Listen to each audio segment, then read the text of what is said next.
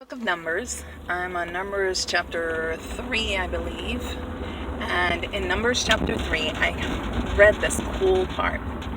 It said that this clan was supposed to be in charge of carrying all the plates and the utensils for the altar of God. You know, the pans that they use and the exact everything. And then another group was in charge of the tent poles. And I was thinking, wow, I always wondered how they could afford to move all that stuff of the tabernacle, because it's mind-boggling how much stuff there is. And when you read through, and I was like, how do they manage to move all that stuff expertly? Each job belonged to one man. That man was in charge of that one pan, that one tent pole, that one tent spike, whatever it was.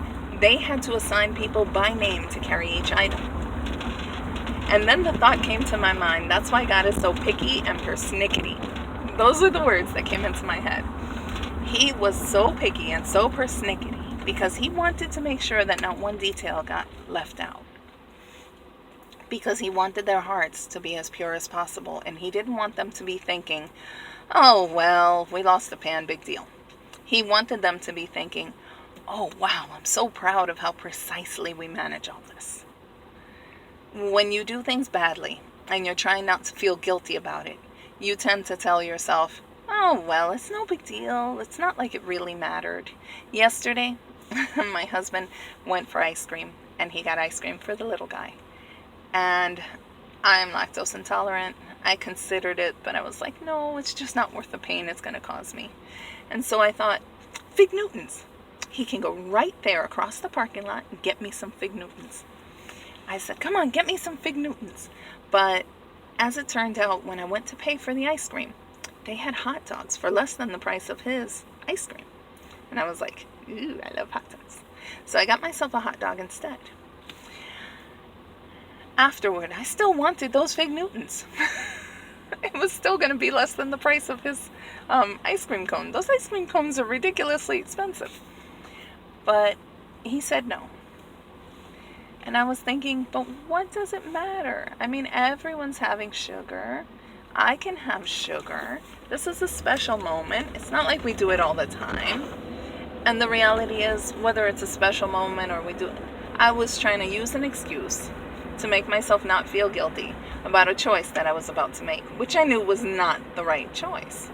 I mean, here I am. I've joined this Beachbody community. I've made it very public that I am in an effort to lose weight and to get my body back in shape. And here I'm going to throw it all away because I'm in the mood for a little Fig Newton. And I wasn't even technically in the mood. I just wanted my little pound of sugar just like everyone else.